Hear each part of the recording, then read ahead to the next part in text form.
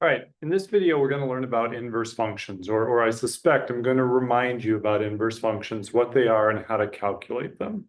So this is a pre-calculus topic. We're not going to be doing any derivatives today. So why don't you pause, copy this example down, and then I'm going to fill some details in. All right, so a nice motivating example is converting from degrees Celsius into degrees Fahrenheit or degrees Fahrenheit into degrees Celsius. So if you travel to Europe and you see the weather forecast says it's going to be a high of 22 degrees Celsius, how do you figure out what that means in Fahrenheit? Or if you're a European and you come to the United States and they say, oh, we're going to have a high of 80 degrees Fahrenheit, how does the European figure out how to what that means in terms of terms they're used to, it's degrees Celsius? So we have two functions. This first one, you input degrees Fahrenheit, like 80 degrees Fahrenheit, crank it through this algebra, and it would tell you the degrees Celsius. Or if we're in Europe and I see the temperature in degrees Celsius, that would be my input C, and I run it through those computations, and it would tell me my degrees Fahrenheit. So let me do something that I consider interesting. Let's say I'm from England, I come over here, and the forecast says it's going to be a high of 41 degrees Fahrenheit, which I think it is today. So I might wish to know what is that in degrees Celsius. So I'm going to input 41 degrees Fahrenheit for my F.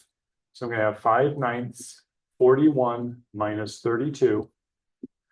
And if I calculate this out, 41 minus 32 is 9. 5/9 times 9 is 5 degrees Celsius, okay? So the English visitor would know that today's high is about 5 degrees Celsius, okay? Now, here's the interesting bit. If I'm in Europe and I hear that the high is going to be 5 degrees Celsius, I'm going to plug it into this expression.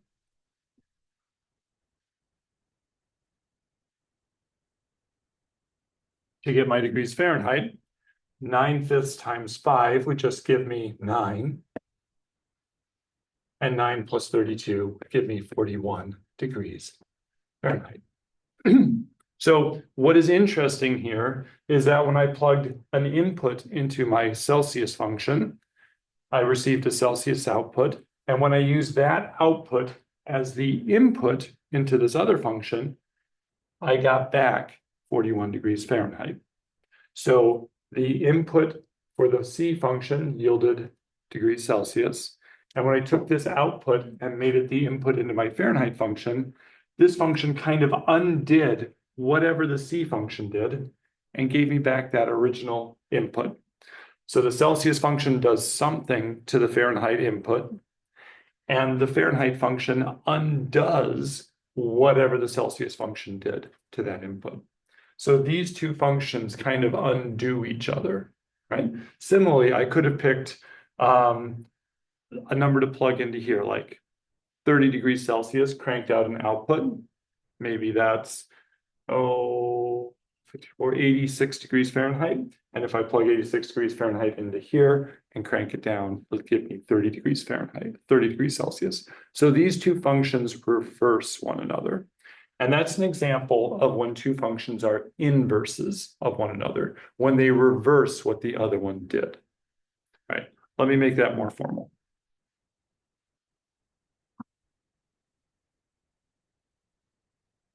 All right, so I want you to pause and copy this down. Leave a bit of space because I'm going to have to tell you one unfortunate thing about this scenario.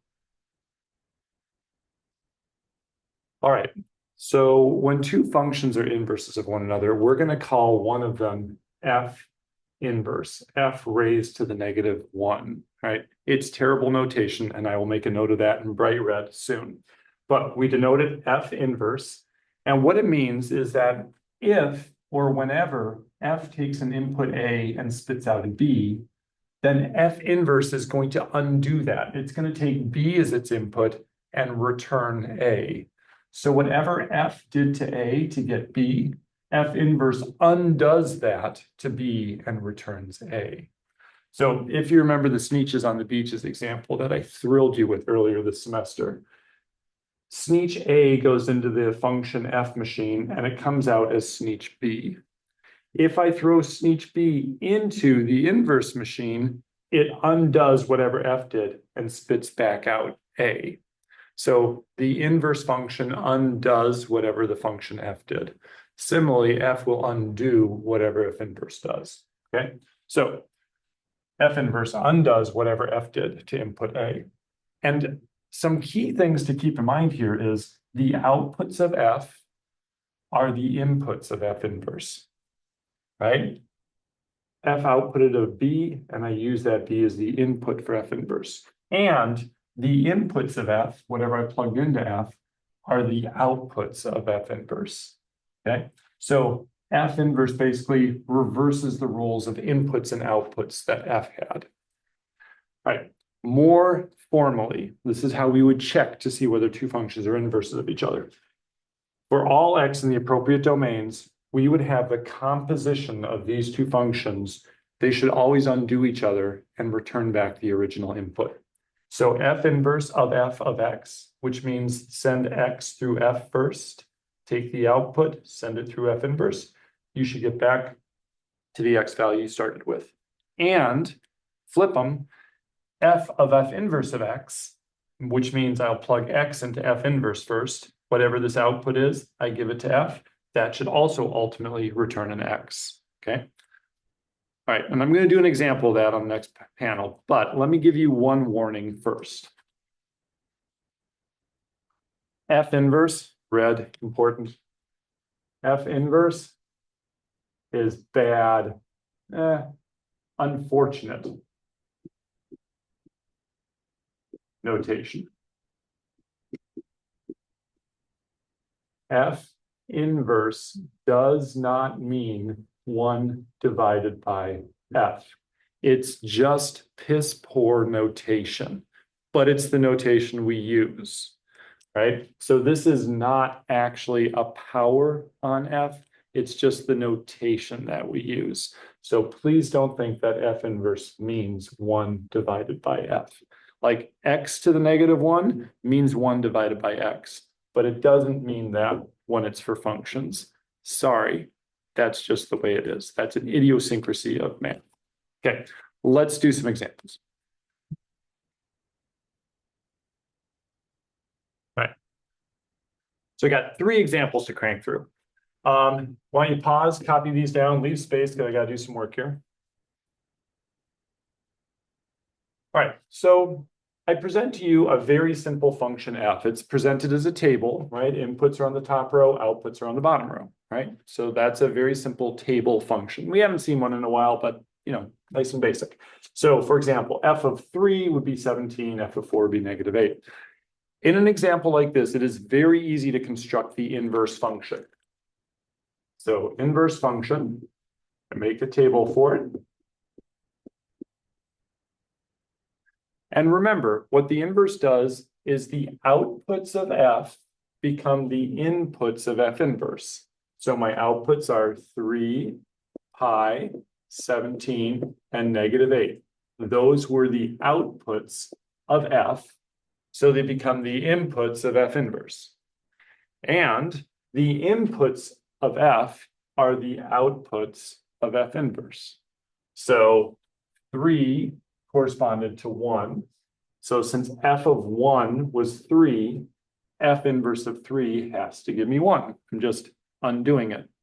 And since f of 2 was pi, f inverse of pi has to give me 2. And since f of 3 was 17, f inverse of 17 has to give me 3. And since f of 4 was -8, f inverse of -8 has to give me 4.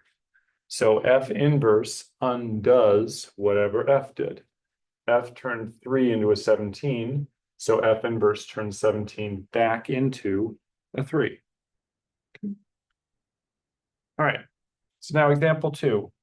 I'm wondering whether f and g are inverses of one another, okay? And so I'm going to use the last bit on the panel, the previous panel, to test it. I'm going to check 2 things. Does f of g of x equal x? And does g of f of x equal x? That's how we knew two functions were inverses of each other. When we do their composition in either order, we always just get an x as the output. Okay. All right, so let me divide this panel up. Hopefully we got enough room here. So let's do f of g first. And let's see what that comes out to. So f of g of x. The way I do it is I'm going to replace, there's f of x. Every x is going to get replaced with g of x. So that would become 1 over g of x plus 2. Okay. So the x got replaced by a g of x. And now I'm going to plug in what g of x actually is. It's 1 over x minus 2. So let's see. G of x is 1 over x in the denominator minus a 2. And then there's a plus 2 after that g of x. Okay. All right. Well, minus 2 plus 2, well, that's just a 0. So I think I've got 1 over x. And then that bottom fraction, I can invert and multiply it into x divided by 1. So the ones cancel, or x times 1 divided by 1 is still just an x. All right. So it looks like f of g of x gives me x, which is good. So I'm halfway to showing it's the inverse. I do have to do it in both directions to verify it, though, because it's possible that one composition could turn out to be x and the other not. So now let's look at g of f of x.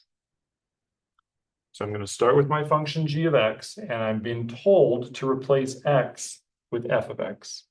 So this would give me 1 over f of x minus 2. Okay, now f of x is 1 over x plus 2. So this is 1 divided by 1 over x plus 2. And I've got my minus 2. Okay. And now 1 over x plus 2, I'm going to invert and multiply it. So here's the 1 from up top. And instead of dividing by 1 over x plus 2, I can multiply by x plus 2 over 1. And I subtract 2. So the 1's cancel if you like.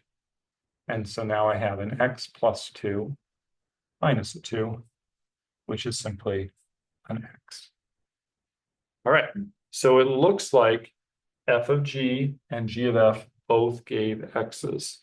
So yes, f and g are inverse functions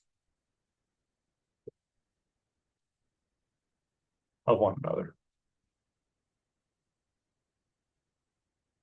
If either of these had turned out to not equal x, then no, they are not inverses of one another.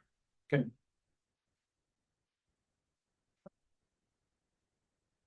All right, so last example. We've figured out the inverse of a function that's a table. We've figured out how to check whether two given functions are inverses of one another. And the last thing we want to work on is, how do I actually get the inverse function if it's not a table? Okay, so why don't you pause? I put down the steps I'm going to do, and then I'm going to actually do those steps over here. So why don't you pause, copy this down, and then press play. All right. So let's try and determine the inverse of a function if it exists. And in class, I'll talk about when inverse functions don't exist. So what functions can't have inverse functions. All right, so here's my candidate. F of x equals x plus 1 divided by x plus 3, a rational function. And I'd like to determine f inverse. Well, step 1 says replace f of x with y, right? So it's simply replace that left side with a y instead of an f of x. So this would be y equals x plus 1 over x plus 3. Great. All right, second step sounds a bit weird. Rename your y as an x, and then rename all of your x's as y's. And there's a good reason for doing it. Remember, the inverse function replaces the inputs of x with the outputs, and vice versa. Okay, so the inputs of x become the outputs. The inputs of f become the outputs of f inverse. So the x's for the original function become the y's for the inverse function. And the outputs of the original function form the inputs for f inverse. So the y's of the original function become the x's for f inverse. So I'm just going to replace the roles, switch the roles of the inputs and the outputs for f. and that should be f inverse. Okay, so rename the y as an x. There we go. And then every x becomes a y. So y plus 1, y plus 3. So I simply renamed my variables. I swapped their names. Okay. All right. And then the final step is we got to use algebra to solve this expression for y, 1y. Right. So my first step is going to take my denominator and multiply it over to the other side. So I'm going to have x times y plus 3 equals y plus 1. Okay. I don't like fractions. I can't handle them. Now, the name of the game from here on out is going to be to try and get everything with a y on one side and everything without a y on the other side. So this y, though, is trapped in parentheses. So I need to free it. So I'm going to run the x through the parentheses, and then I can move my y's around really easily. So let's run the x through. So I'm going to have x times y. So xy plus 3x is equal to a y plus 1. All right, so now no parentheses. I can move everybody around however I like. I'm going to put the y stuff on the left, everything else on the right. So I'm going to subtract this y over to the left. And I'm going to subtract this 3x, which doesn't have a y, over to the right. I'm going to subtract a 3x both sides as well. All right, so let me write it big down here. The xy was staying. 3x got sent over, but I also subtracted a y. Now that y, I sent it over to the left, so I have my 1 minus my 3x. Okay. All right. If you felt that was too many steps at once, I could redo it in slightly slower motion. Xy plus 3x equals y plus 1. My first step could be bringing the y to the other side. So I'd have xy plus 3x minus y equals 1. And then I could subtract my 3x to the other side. So xy minus y equals 1 minus 3x. All right, so now everything with a y is on one side, everything without a y is on the other. And this is awesome because now look, on the left-hand side, I could factor a y out in front. So that'd be y times an x minus, I could imagine there's a 1 there, equals 1 minus 3x. And now it's simple to solve for y. I can just divide x minus 1 to the other side. 1 minus 3x over x minus 1. And I'm done. This is my inverse function. So f inverse of x is equal to 1 minus 3x over x minus 1. Okay. So the process was replace the f of x with a y, rename your x's as y's and your y's as x's, and then start to do algebra to solve for y. I sent the denominator to the left, I destroyed parentheses, and then I gathered all y stuff on one side and all the other stuff on the other side. And having all the y stuff on one side allowed me to factor a single y out in front and then isolate it by dividing whatever else was there to the other side. And that created my inverse function.